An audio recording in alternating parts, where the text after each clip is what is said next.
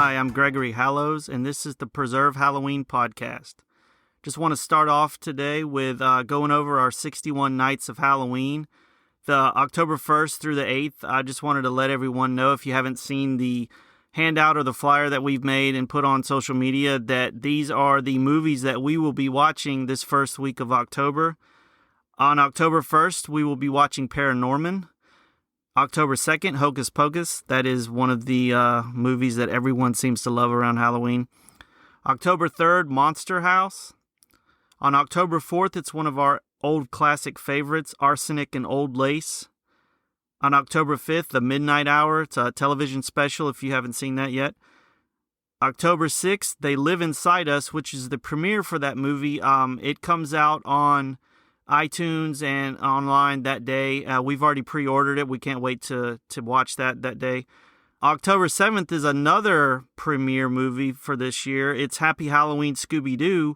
And if any of you have been following us on social media, you know that we happened to find that movie at our local Walmart a few weeks ago and picked it up and have watched it. And we will be watching it again. It's a really funny, fun family movie. And October 8th, which will be the day that our second podcast hits the airs next week, it is The House with a Clock in Its Walls. It's a really, really good movie. The cast is great. It is a similar movie to, I guess, Goosebumps, but only because Jack Black's in it. The premise is really good. It's I don't want to really spoil anything, but if you haven't seen that movie, it's another really good family movie. For some reason, this first week of October, I picked a lot of family movies to show. So that is our 61 nights of Halloween. Each week for the month of October, I will be going over the movies that are on the schedule for those days, and hopefully some of you can catch some of that, or watch whatever you already have lined up. I know a lot of you already do your own Halloween playlists for movies, and it's really neat to see a lot of the movies that some of us have forgotten about or maybe never even heard of, because a lot of this stuff that we watched as kids, it's hard to find now. Someone just the other day was excited that I included Mr. Boogie, and I was pleasantly surprised to see that the Disney Plus channel, the subscription channel, has added it to their lineup. So hopefully, a whole nother generation of kids will be able to see some of the stuff that we saw when we were children. Today is October 1st. That's the day this podcast hits. So today is the official first day that you can sign up for Halloween Preservation Society memberships. It's $31 a year. If you go to preservehalloween.com, you can see the link to join as a member. Also, we are very happy to say that we are part of the Make It Safe Halloween campaign that is going on online. If you want to check that out, it's at halloween2020.org. There is a lot of companies like Spirit Halloween, Hershey's. They're all part of this campaign this year to make Halloween safer, and we are all about that because this year is going to be very different, and we want to make it the best we can, but also stay as safe as we can. So check out halloween2020.org for some tips. There's a CDC map that will tell you kind of how your area where you live should handle Halloween this year, and hopefully everyone has a good time still, because, Halloween does not go away. It's not canceled. Halloween is going to last forever, way, way longer than any of us here. As many of you know, the band Pink Fink from New Orleans is our intro music, and one of the band members is a very good friend who runs a record store in New Orleans, and gracefully he has let us use one of his songs for our intro, but we wanted to give back to you guys, the listeners, and we're going to be doing a Pink Fink album giveaway, digital album. So the easiest way and the only rules to that is send us an email at preservehalloween@gmail.com and tell us you are entering the Pink Fink giveaway in the subject line, and you're entered to win. And we will randomly pick someone and announce it next podcast next week.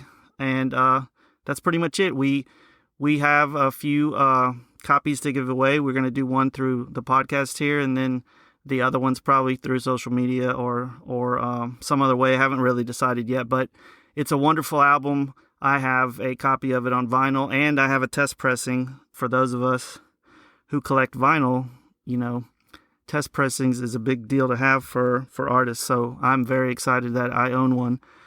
Another thing that we want to talk about before we get into the heart of the podcast subject today, we did a lot of research and listening to other podcasts before we started ours to kind of take notes on things that were successful, about what other shows were doing. And just this past weekend, I was listening to My Favorite Murder, and it's a podcast that my wife turned me on to. And I think the reason why it's so successful is because the hosts are really, genuinely funny people, and they're, you want to listen to them. But one of the things that I like the most about their podcast, besides the stories and the interesting things they talked about, was at the end of each episode, they read letters from their fans and from people that listen to the show. So that's something that we want to incorporate into our podcast. Is we want to have you guys send in your stories and your memories of Halloween, or just something that you think that we may find interesting. So send those stories into preservehalloween@gmail.com, and we will pick a few of those for each podcast and read them on the air. Or on the air, I guess technically is a radio term that doesn't apply, but it will go into the podcast, and we hope that we find out a lot about you guys as listeners, and also we love to hear the inspiration and the feedback that we get from you. The last thing we want to bring up is we do have a Patreon, and the levels for that are $5 a month, $15 a month, and $31 a month. You can check out our website at preservehalloween.com to get the link to find out more about our Patreon page. The reason why we set it up is we knew that on top of the podcast we're already doing, we're going to have the opportunity to do some side things, and, maybe something that wasn't the link that a podcast would be, but still worthy enough to record. I think that there are right now, at the time that I'm recording this, there are 2 or 3 patron-only podcasts. So I'm trying to incorporate some additional things into that, but also we're going to have access to a private Discord server where we can just chat. I want to do monthly chats with the patrons, and, kind of just to talk and, get to know everybody. And like I said, this whole thing is a community, and we want to keep it that way. And Halloween is one of the best communities of people that there is. So we want to make sure that we foster that and keep it growing. And, you guys give us a lot of ideas and inspire us. So we want to keep that flow going. So anyway, our first podcast topic is pumpkins. And we are going to start the podcast off with the story of Stingy Jack, who may also be known as Jack the Smith, Drunk Jack, Flaky Jack, and Jack of the Lantern, who is the mythical character apparently associated with All Hallows Eve. This character is, from what we've read, historically the inspiration or the basis of jack-o'-lanterns. The story goes that many centuries ago, there was a town in Ireland. There was a drunkard known as Stingy Jack. Jack was known throughout the land as a deceiver, a manipulator, and just basically a bad guy. One night, he was out, and Satan overheard him telling of his evil deeds and his silver tongue and the way he was basically able to get away with whatever he wanted. Satan did not believe these stories, and he may have been envious of Stingy Jack. So he went to find out for himself whether or not Jack lived up to his reputation. As it was typical, Jack was drunk, wandering through the countryside, and he came upon a body on a cobblestone path. This body had an eerie grimace on its face, and it turned out to be Satan. So Jack realized something was about to happen. It was not good for him, but he just assumed Satan had come to collect his soul. So Jack made a request. He asked Satan to let him drink an ale before he departed to Hades. Satan couldn't find any reason not to give Jack this last request, so he took him to a local pub and supplied him with many, many, many alcoholic beverages. Upon quenching his thirst, Jack asked Satan to pay the tab on the ale, which really, really surprised Satan. I guess he couldn't believe the gall of this guy Jack to not only ask him to get him drunk, but also to pay for it. Well, Jack then convinced Satan to transform himself into a silver coin, which was how he could pay the bartender. Well, Satan did that, and Jack stuck Satan as the coin into his pocket, which also contained a crucifix, so now Satan was helpless. The crucifix kept Satan from escaping, and he could not transform back from the coin. So this convinced Satan to agree to Jack's demand. In exchange for his freedom, he lets Jack live for another 10 years. He gave him his soul for 10 more years. 10 years later, to the exact date when Jack originally struck the deal, he found himself once again in Satan's presence. Jack happened upon Satan in the same setting as before, and he knew, this time he was going to hell, Hades, for good. So, as Satan prepared to take him, Jack asked once more for a favor. He said, "Hey, Satan, could you give me an apple to feed myself? I'm starving. Just give me an apple and let this be done." So once again, Satan agreed to the request of Jack. And as Satan climbed up a tree to get him an apple, which that image to me is kind of funny, Jack surrounded the tree with a bunch of crucifixes at the base, so Satan was trapped. So Stingy Jack had once again tricked Satan into being trapped by crucifixes. So, as Jack did before, he made a demand, and this time he demanded to Satan that his soul never be taken. And Satan agreed. He had no choice, so Stingy Jack was set free. Eventually, all the drinking and alcohol took its toll on Jack, and he died. So, as he prepared to enter heaven through the gates of St. Peter, he was stopped. Jack was told by God that because of his sinful lifestyle of deceitfulness and drinking, he was not going to be allowed into heaven. So, Jack went down to the gates of hell and begged admission into the underworld. Satan, fulfilling his obligation to Jack, could not take his soul because he promised him. He told him that you made a deal and I can never take your soul. So that left Stingy Jack basically wandering around. So to warn others, Satan gave Jack an ember, marking him as a denizen of the netherworld. And from that day on until eternity, Jack was doomed to roam the world between the planes of good and evil with only the ember inside of a hollowed turnip, which I think some of the things I read said a turnip was actually referring to a rutabaga. And so there are very, very many different versions of this story, but some of the older pictures that I found when I first started researching Halloween was of the turnip as our jack-o'-lantern origin. And this story of Stingy Jack is one of the reasons where it comes from. So that was a fun story I wanted to start off with, because I think that historically tall tales and stories of morality and things like that are very, very important to history, and it helps to keep us tied together somehow. I was watching a show from the 90s, I think, on Urban Legends earlier before I started recording this, and it's amazing how some of these same stories have been passed on.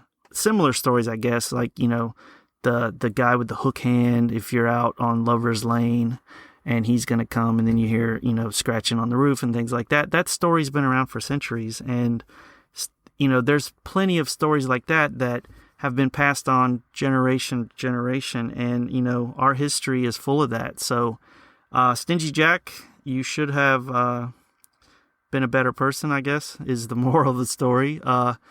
Otherwise, nobody wants you at the end. Heaven didn't want you, hell couldn't take you. I'm sure that really upset Satan, and you're left to wander the world with a rutabaga. So that sucks for you. So speaking of history, a little bit of history on pumpkins, our topic here of this first podcast. Pumpkins are a fruit, a type of squash, which is a member of the gourd family. This family also includes cucumbers, gherkins, melons, honeydew, cantaloupe, watermelon, and zucchini. Pumpkins are native to Central America and Mexico, but are now grown on 6 continents. They have been grown in North America for over 5,000 years, indigenous to the Western Hemisphere. Pumpkins are low in calories, fat, and sodium, and high in fiber, good sources of vitamin A, vitamin B, potassium, protein, and iron. And one of the, I read something, in 1584, a French explorer named Jacques Cartier was exploring the St. Lawrence region of North America, and he reported finding something called gross melons. I'm assuming that that's the way you pronounce it, but if not, I'm sorry. But it looks like gross melons to me. That was later translated into pompions, which has since evolved into the modern pumpkin. And also the largest pumpkin that I've found that was ever grown is 1,689 pounds by a man named Joe Jutras of Rhode Island. That number may have been trumped by now, but as of this podcast, that's the biggest pumpkin I have found that has been grown. So, more history. Many of us know the Washington Irving story of the Legend of Sleepy Hollow, which is from 1820, 200 years ago. The funny thing is a lot of us associate the Headless Horseman with, a pumpkin or a jack-o'-lantern in place of his head, but in the original story, all that's ever written in the original story is a shattered pumpkin being discovered next to Ichabod Crane's abandoned hat on the morning after the supposed encounter with the horseman. So I don't know when that the Headless Horseman adopted a pumpkin for a head, maybe Disney, the cartoons. I need to look more into that. But some more history with the pumpkin. The term to describe a carved pumpkin in American English was not first seen until 1834. The Carved Pumpkin Lantern Association with Halloween was recorded in the November 1st, 1866 edition of the Daily News from Kingston, Ontario. And it said, "The old-time custom of keeping up Halloween was not forgotten last night by the youngsters of the city. They had their maskings and their merrymakings, and perambulated the streets after dark in a way which was no doubt amusing to themselves. There was a great sacrifice of pumpkins from which to make transparent heads and face, lighted up by the unfailing 2 inches of tallow candle." So that is one of the earliest, if not the first, recording of putting a light into a pumpkin that was carved. Poet John Greenleaf Whittier, who was born in Massachusetts in 1807, wrote a poem named The Pumpkin in 1850, which went like this. "Oh, fruit loved of boyhood, the old days recalling, when wood grapes were purpling and brown nuts were falling, when wild ugly faces we carved in its skin, glaring out through the dark with a candle within." I think that was one of the first poems specifically written for a pumpkin. So also I think before I get too much further, I want to go ahead and broach the subject of something that has in recent years, I guess unfairly, been chastised and ridiculed for being too popular. Starbucks pumpkin spice latte. I think everyone that exists at least knows what that is. That drink was not created until 2003, and it has become Starbucks' most iconic and popular drink, but it almost didn't happen.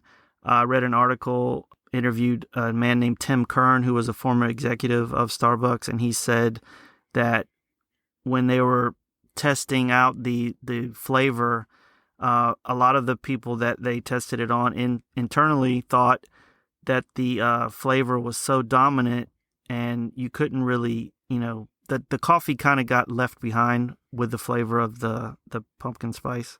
So they almost didn't greenlight it, and it almost did not become a drink. So, and the other thing they were worried about is it was a great idea business-wise, but it also was something that wasn't that hard to imitate. Basically, pumpkin spice latte until, I guess, 2015 when they tinkered with the recipe. All it was pumpkin spice sauce, in quotation marks from this article I read, and coffee. That was it. So any other coffee chain could just, duplicate that, but I guess they didn't have Starbucks marketing, because as of, I guess this year, 424 million pumpkin spice lattes have been sold worldwide. So I guess that their idea was successful. And this year, I guess to maybe ease the what's going on with the pandemic, the pumpkin spice latte was released on August 25th, the earliest that it's ever been released since its inception. So hopefully a lot of you have found some comfort in the pumpkin spice latte. And I read another article that basically was addressing the criticism that the drink gets. There's a lot of jokes and, just it's easy. It's an easy thing to pick on, I guess. But the article I read basically said it was an attack on feminism. Basically, whenever a female's like something, it's easier to ridicule. But if it was something that men liked, like, barbecue sauce or, hot anything, hot chips, hot, whatever, it's considered elevated by the fact that men like it. So I found that interesting, that making fun of pumpkin spice lattes is basically, attacking women for liking it, which makes no sense. So, if pumpkin spice latte is one of your things, all for it, have it. I don't drink coffee, which is fine. It's kind of funny because I used to run a coffee shop with my wife, and I didn't taste any of the drinks, but I made a bunch of them on the menu, and I just had other people taste them for me to tell me if they were good or not. So anyway, if you like the pumpkin spice latte, have at it. 424 million of you must like them because they're doing a pretty good job. So the next thing I want to talk about pumpkin-wise is, as many of you know, if you followed us on social media, you know that this year we had our first pumpkin patch, and we did not even plan it. So we ended up, I think, with 16 pumpkins after it was all said and done. Our pumpkin patch is done now. We've already picked out all the pumpkins because we have no idea when they even were planted. They just started showing up. So because of the success of our pumpkin patch with just, I guess, miracle, I decided to look up what we should have done for our pumpkin patch this year to make it better. So for next year, we will know what we're doing. And we had a lot of people ask us when we started posting the pictures of our pumpkins just to see, hey, what did you do? How did you get your pumpkins to grow the way they did? Honestly, this year, all I did was water them.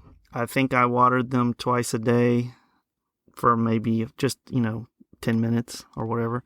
Luckily for me, the pumpkins were on the side of our house that got a lot of sun, but also got a lot of shade. So what I did is I looked up on the Farmer's Almanac because, they've been around since 1792. So I know they know what they're doing.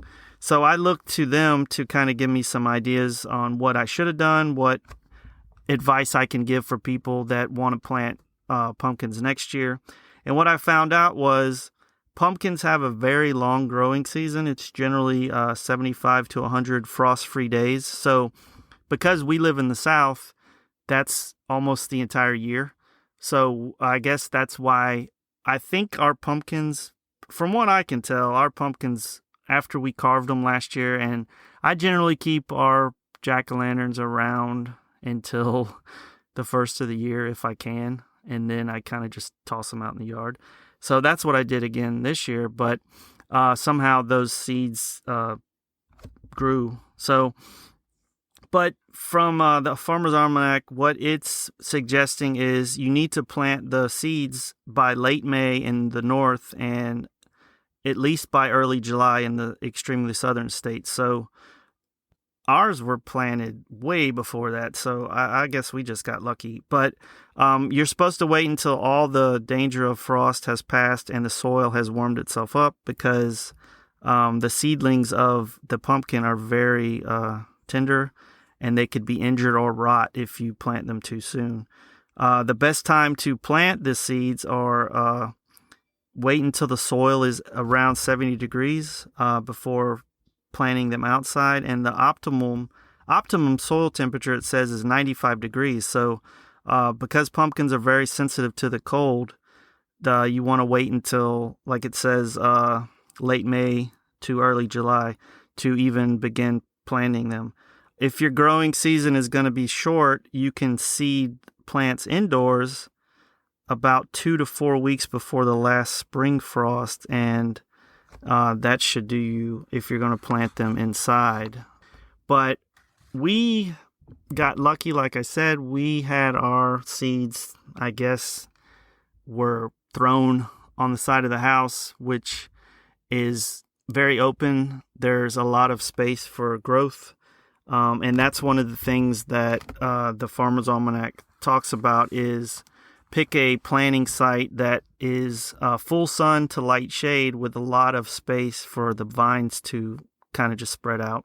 They need, from what I read, 50 to 100 square feet per hill. But it also says if your space is limited, don't worry.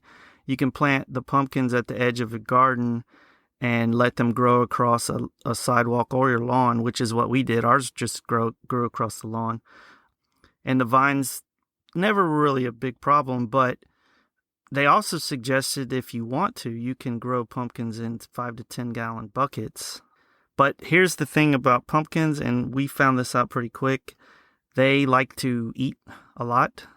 The soil needs to be very rich and not too soggy. So I think I just lucked out by watering them the way I did. I didn't really know, I didn't research it until after they started growing. So what I should have done is added compost or manure or some kind of nutrients to where they were growing, because I have no idea how our pumpkins got any kind of nutrients other than the water. But that also said, if you don't want to grow a lot of pumpkins, or if you're concerned with pumpkin size, like you want a big pumpkin, that you can, I think it says cut off some of the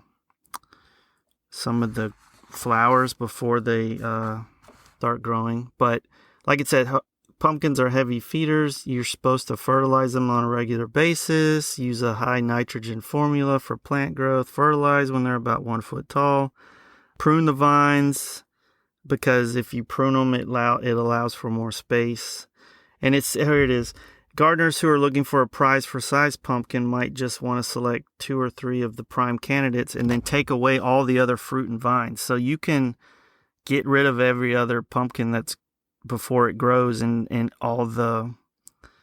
everything will focus on those couple of pumpkins you pick. So that's your planting and growing section. But what you can do, and this is not what I did either, I didn't rotate my pumpkins. I didn't do a lot of the things I read after the fact, because you're supposed to rotate turn the pumpkins as they're developing so that they grow evenly. I didn't do that. I have no idea, honestly, how these pumpkins even survive, because we didn't do anything other than water them. You're not supposed to pick the pumpkins off the vine until they've reached the size they're supposed to be, which, from everything I read, it's based on the color. Just make sure it's as orange as it's supposed to be. It should be a deep, solid orange for most of them. I mean, there are other colors like white, and we only grew oranges, or orange pumpkins, because that's whatever we bought at the store last year. What you want to do when it's time to pick them, it says you're supposed to harvest them on a dry day after the plants have died around them and the skin is hard. And everything I read said you're not supposed to be able to poke your thumbnail through the skin, and that's when you know it's ripe. So if you don't, I still don't know if we picked ours too soon, but they're growing, or they grew fine and they're still alive in our, front yard. They haven't rotted out yet. And that's the thing. Once you pick them, you're supposed to leave them out in the sun for about a week to make the skin tougher. And I did not do that. I immediately took them in the house into the air conditioning. So I'm waiting to see how that turns out. I think I may have started the rotting process way too soon. The cool thing is you can save the seeds for up to 6 years from the pumpkins that you harvest yourself or from the store or whatever. So I think I'm scared that next year, because I'm trying to read about this and make it to where I'm doing what I'm supposed to, the pumpkins aren't going to work because I'm reading too much. But we saw a lot of really good pumpkin patches. We did also see a lot of people that were trying it for the first time, which was cool. A lot of people I think one of the people we talked to got like 36 or some crazy amount of pumpkins. And then a few people just got a handful. But, what was the most fun for me was just going out every morning and checking on them and seeing what the growth was. And it was just cool to have something to look after. So we can't wait till next year to grow some more. And now we know when we're supposed to. We're going to set up a dedicated little area for our pumpkins next year. And hopefully we can duplicate or even best what we did this year. Because right now our only time of doing pumpkins, we got 16. So, that's not too bad. So after growing our own pumpkins, I wanted to find out more about pumpkins in general and the industry for it. So I looked up and I found out in 2017, the world production of pumpkins, including squash and gourds, because, same family, was 27 million tons. China and India at that time accounted for 47% of the total. Russia, Ukraine, and the United States were each behind that, says 1 million tons. According to the Illinois Department of Agriculture, 95% of the U.S. crop intended for processing is grown in Illinois. And Nestle, which operates under the name brand Libby's, produces 85% of the processed pumpkin in the United States at their plant in Morton, Illinois, which they have self-proclaimed themselves, just like Anoka, Minnesota, self-proclaimed themselves the Halloween capital of the world. Morton, Illinois has self-proclaimed themselves the pumpkin capital of the world. And I think the article I read says that no other city in the United States produces more pumpkins for eating. And so that led me to the next person I found there's an Illinois farmer named Sarah Frey, and she is called the Pumpkin Queen of America, and she sells 5 million pumpkins annually, but her pumpkins are predominantly used for jack-o'-lanterns. Sarah is the CEO and owner of Frey Farms, which she founded at the age of 16. She is a very, very interesting person. I read more about her, and she does have a book out right now that I am about to start reading. She is also the largest H-2A visa employer in Illinois, as well as the largest grower of pumpkins in the United States, her farm. So I need to ask her what differentiates her from the Nestle company, because Nestle is declaring that they produce 85% of the pumpkin in the United States, but if she's the largest grower of pumpkins, then does Nestle just process her pumpkins? I'm not sure. So speaking of that, the reason I said I need to ask her is because I have reached out to Frey Farms, and Sarah Frey has agreed to an interview with us, and I want to ask her about her title of the Pumpkin Queen of America, find out what she thinks about Halloween, and also see what what's her favorite things about Halloween are. And after all these years, she's owned this farm since she was 16. Is she sick of pumpkins yet?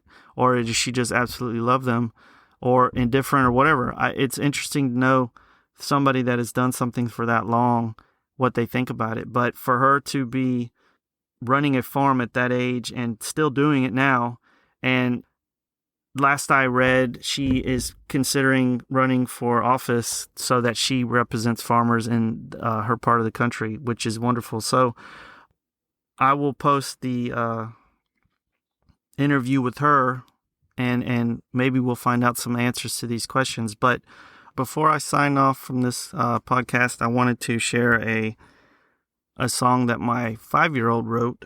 And when you have the last name Hallows, you kind of are, I guess, blessed or cursed with loving Halloween.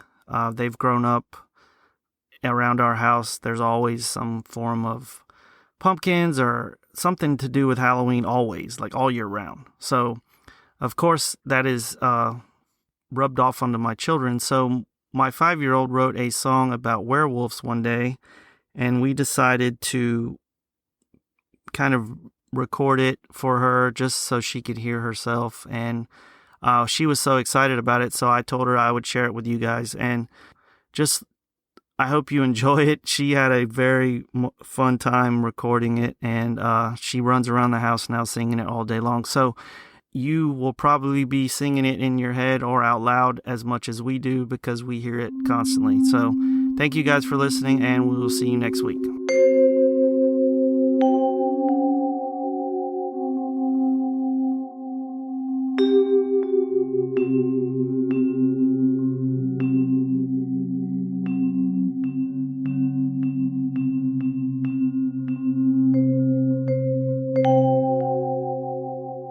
When the moon is out and the werewolf shout, you gotta say werewolf, yeah, werewolf, yeah, werewolf, yeah. Gotta say werewolf, werewolf, yeah, werewolf, yeah. You gotta say werewolf. When the moon is out and the werewolf shout, you gotta say werewolf. Ow, ow, that's the sound of a werewolf.